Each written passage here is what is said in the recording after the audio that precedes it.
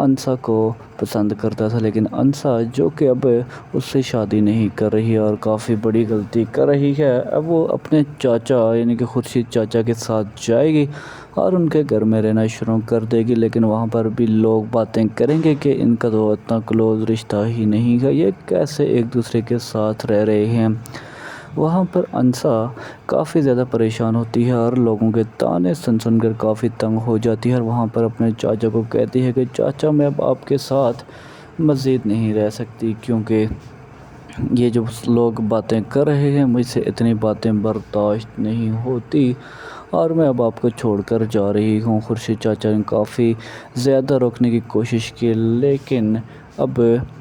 انسا وہاں پر نہیں رک رہی تھی اور وہ جا کر اپنے گھر کا لاک توڑے گی اور وہاں پر رہنا شروع کر دے گی۔ کچھ دن جب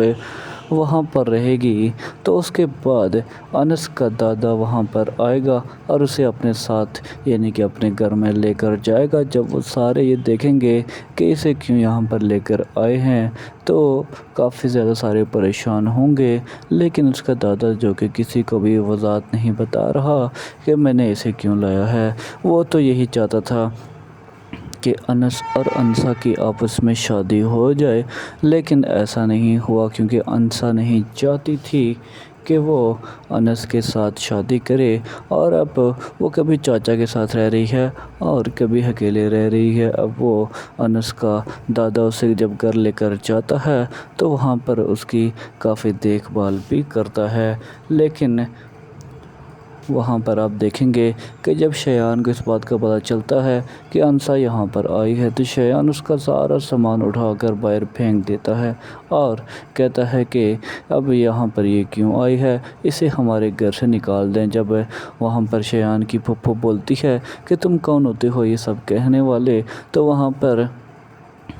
شایان بھی اپنی پھپھو کو کہتا ہے کہ آپ بھی یہاں پر مہمان ہیں اور مہمان بن کر ہی رہیں، زیادہ یہاں پر زبان چلانے کی ضرورت نہیں ہے۔ یہ سننے کے بعد شایان کا باپ بھی بول پڑتا ہے کہ تم ایسا کیوں کر رہے ہو، تم اتنے بدتمیز ہو، میں نے سوچا ہی نہیں تھا، لگتا ہے ہماری تربیت میں ہی کوئی